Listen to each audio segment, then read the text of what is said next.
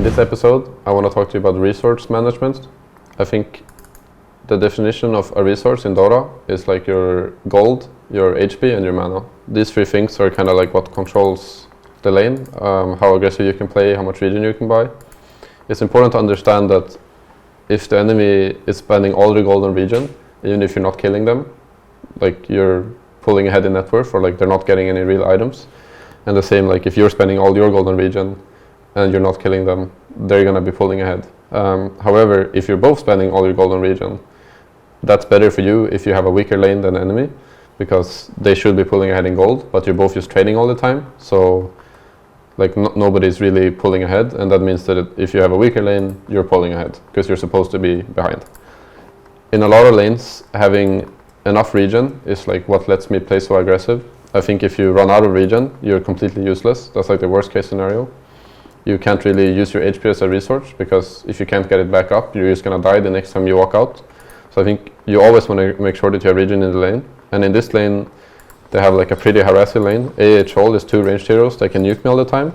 So even though I only start with one set of tangos, because you have your own personal courier, you can always send out more regen right away. So I wait until I have gold for I think 2 more tangos. And as soon as I have gold for this and I'm not last sitting, there we go. I send out 6 more tangos right away, because I know I'm just going to get harassed all the time, and it's very important for me to always have HP. So you don't really need to like start with like 6 tangos and 2 salves and very little stats. You can start with a lot of stat items and instead send out a lot of regens, and it will probably arrive like in the time you need them. It's not like I'm going to die like level 1, but maybe level 2 or 3 I need to have regen instead. Another thing to understand is like resource management, because my stun costs 80 mana. I can use like at least 5 stuns before I run out of mana. It's not that important for me to save mana, like I'm gonna be fighting them all the time. I don't really mind using a stun just to get a last hit. If a stun for me lands me 1 last hit, that's like 40-50 gold. If I do that twice, that's another salve. Another salve is like 400-500 HP. That's probably gonna get me a few more last hits. And in turn, if I'm out of mana, I can just buy like a mango or a stick, and that will get my mana back up, and then I can keep using my mana to keep getting gold and to like stay in the lane.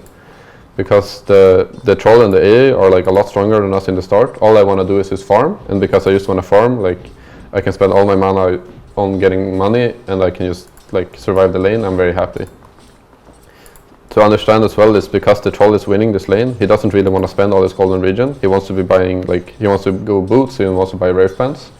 And if you let the carry like buy all those stat items without ever spending golden regen, he's also very quickly going to pull ahead of you, because you're not really going to have money to buy rave pants or bracers, but you're both going to have money to buy regen. So it's like more important that you trade if you're weaker. If you can trade even, it's like the best thing to do. He always wants to trade ahead, like he doesn't really want to take damage. Even now you can see he's completely out of regen, he's trying to buy another rave pant. But instead of me like last sitting now, I know that he's weaker than me and he has no regen. I'm gonna like chase him around and keep poking to make sure that his HP is low. Another thing to think about as well, if his HP is low, or if his mana is low, it's harder for him to go on you, even if they're stronger than you. Of course, if he has 1 HP, he's gonna play really defensive, right? So if you can trade, like, if I can do damage to him without losing HP myself, I'm always gonna be happy. And the same with like AA here. I think even now we managed to kill him, because him and Magnus has been trading like on the side. And because of this, the troll is in the tower, he's kind of low HP. If he was full HP, I think he would probably choose to chase me here. Instead of going into tower, he would run after me, keep hitting me, you know. He'd be like, I don't care, I have full HP, I have a lot of regen. But because he's half HP out of regen, he decides I'm going to play it safe, go back to tower. And that gives us this opportunity to play really aggressive, like 2v1 instead. Another thing to think about is if you end up dying in the lane, or if you're out of regen, you can bring out items to your teammates. It's like really important to always have regen in the lane, and sometimes the courier takes a lot of time to walk out, or sometimes your courier is dead, or sometimes like even if you can use the courier, it's just a lot faster, and then you can use the courier for another item instead of regen. So I would like, now my Magnus goes back to base because he's 1 HP and 1 mana, and the AA is dead, so I can farm no problem. You can see I'm already gonna be pinging him and dropping items in the fountain, because I know that when he TPs out, he can bring them with me. So if I start dropping a salve, I drop 2 salves even, and a bracer. Like when I come out the lane, I instantly have this regen instead of having to wait for my courier, and then I just send out a little iron branch. You know, it's not much, but at least I have the regen right away, and then I can choose to send out an item. Like maybe I wanted to send out a stick or a raindrop. In this scenario I don't, but it's better than nothing, you know. Every little thing counts. Because of what happened earlier into the lane as well. You can see that the troll is very greedy, I think. He's playing the lane with like half HP, very low mana. So he's playing like aggressive, even though he really shouldn't be. My Magnus managed to skewer him into tower and we kill him. If he was full HP in this scenario and full mana, you can even see here, he doesn't have mana to use his mischance spell. He has a Fairy Fire. If he had 200 more HP and had mana to use this, we would miss more than half our attacks and he would just run away from here. Maybe he had a couple salves, he could salve up and like nothing would have happened. But instead he dies, we got like a lot of golden experience and I can sit in freeform like for an even longer period of time.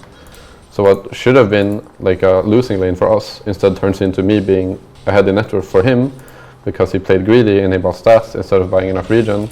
And we were smart and like went for a kill on AA and sent out a lot of regen. So I have 2 salves, so I could always be full HP and like fighting him.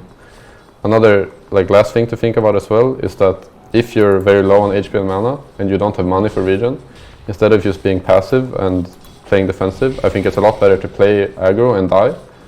Hopefully they will also die or you get a lot of farm on the way. But if you think about it, like 1 hero kill is like 200 gold.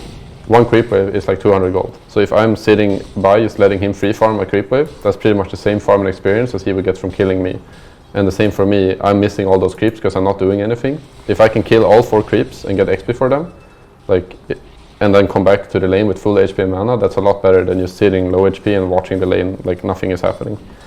I don't have the example right now, but I remember a scrim we played against OG when both sides had no money for regen because they like to fight a lot and we also like to fight a lot, so we were both just fighting.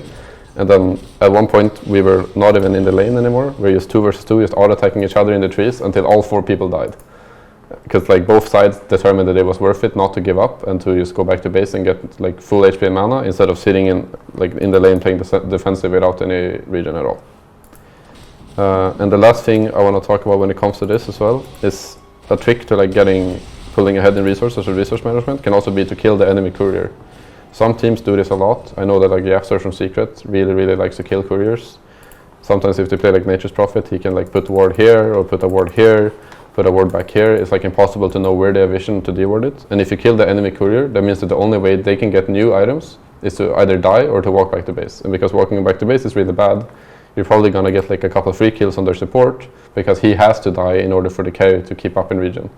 So if it's like a lane that's really hard and you don't really have a way to like win the trade battle, if you can kill their couriers and you can set out a lot of regen with your courier, at least you're gonna force them to die or like walk back to base, and then you'll pull ahead in farm for a period of time.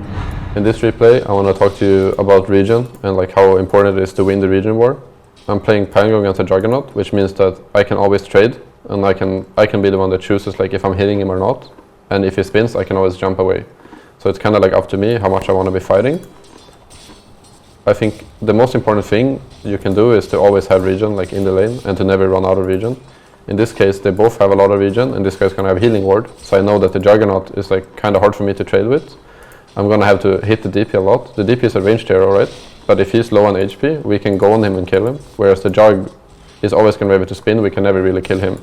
So if we focus our efforts on bringing this guy low and bringing his HP low, that means that at least we have a way to like get a kill and pressure in the lane. Once the lane is up here and we start pulling, you can see that Earth Spirit's gonna like start fighting him, even though DP is level 2 and he's level 1. He still like wants to poke. Both me and Earth are like hitting the DP, and we're both playing not to die. I think even this scenario I make a little big play here, jump over the hill, and Earth Spirit gets a kill on this guy. Now to understand like what happened here, I'll slow down and show that this guy's full HP right now. And I don't really care about my HP, because I know that I have a salve in my backpack, and I know that I'm not going to die the Jug, even though cutting it really close here, but this creep is dying, so I kind of lucked out, I guess. Anyway, the DP is taking a lot of damage, and while he has a salve, he's also like killable. So if you always have a salve ready, you don't care too much about going low as long as you're not going to die. But in this case, the Earth Spirit kills him, and he gets like a lot of gold for the first blood and a lot of experience. He's almost level 3, but I don't die, and I just go back to my tower and salve up right away. And now I'm like back to the lane as if nothing happened, but this guy fed away first blood and he's kind of sad. Another thing to think about here, if I pause, that my Earth is running away from me. I think he's gonna go mid. You can tell he's not staying bottom at least. And I'm out of regen, but I have a lot of gold. So I'm thinking to myself, alright, like what do I want to do here? I know the Jug, if he spins me and I can't jump away, I die. So I know I need more mana. and I know I want to use my spells to last it, so I definitely need more mana. And a good way to get mana is just to buy a bunch of mangoes. So I spend all my gold. I think I'm buying triple mango, one tango and one salve. I prefer buying tangos to salves in general, because I think that it's better to be in the lane while you're regening instead of going away for 10 seconds and then regening up. But I think it's always good to have one salve, especially when you're playing 2v1, because sometimes you fuck up and it's not enough to just regen up. Like if you go too low because you misplay, or maybe you miss a spell, or you run into them a little bit too aggressive, it's like a fail-safe in a way. So you can even see in this lane, because I have so much regen coming, that I can trade with the DP all the time. Like this guy's gonna be hitting me regardless of what I do. It's better for me to hit him back, so at least we're trading even instead of me just like tanking it and doing nothing. If I had no regen at all, I would like probably end up getting out-traded, because I have triple mango giving me like 2 HP regen and tangos. I can keep hitting him and we're like still staying even, like the both of us. Now I'm playing like 1v2, so it's harder for me to trade, but it's like important to take trades that are good. And I know that me trading against Jug and DP together is always gonna be bad, because they're 2 versus 1, so simple math, they're just hitting like twice as hard as I am. But if I can trade with DP 1-on-1, at least we're burning like the same amount of regen and I'm not like getting out-traded. So I think even in this scenario, you can see that like he's probably winning a little bit with siphons and he's hitting me. But because I'm playing so aggressive, I'm always getting full experience and I'm always staying in range of the lane. I'm gonna be able to pick up the bounty runes. We always have information, like maybe my Earth Spirit can see that this guy's low and he'll rotate over. If I was only like running away, if I was low on regen, if I was like hiding from the DP and never trading, this guy would never have to spend any gold on regen. He would like very quickly get his boots. I would like save more money, but like what for? There's no real point for me. I can pull the wave like this. You can even see right now he's so low.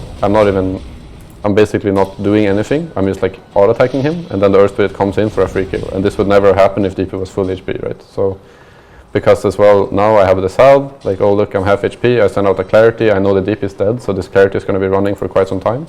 I can salve up, and I'm back to the lane as if nothing happened once again. Jug at this point has no regen, so because of that, I also decide to harass him a little bit.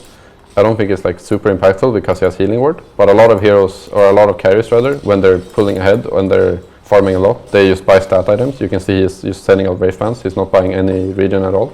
And you can try and use that to your advantage to like check the enemy's inventories all the time and see how much regen they have. And now I see that the Death Prophet have 0 regen and the Jug has 0 regen, so I start like harassing him.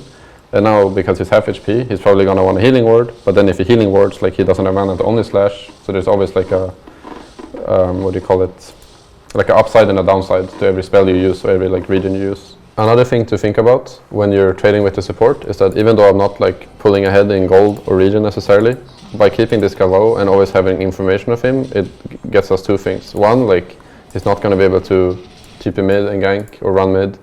We know for sure he's not like running in and warding from behind. He's not going to go top and like set up a play, because we always see him and he's always fighting me. And 2, it always also sets up an opportunity for Earth Spirit to rotate in and kill him. When your 4 player is like roaming and playing the map, they're always like watching all the lanes. They're thinking like, where can I kill, who's low HP, like what's a good place for me to have impact. So if he's watching bottom and this Death Prophet is always full HP mana, he's always going to be like, hell no, I don't want to go there. But if I'm trading this guy and he's going to be half HP, he's going to be like, oh, this DP is looking super juicy, like I want to come down bottom. And that also helps my game out. Now in this scenario he went mid instead because he thought he would get a kill. But I think like here you can see that the DP is really low, and I think I ping him even, and then Earth Spirit pings him and he's like, yeah, let's kill this guy. So it's like important to understand that even though you're not getting kills, maybe you're setting up for kills in the future by like making the enemy low or by burning all the regen.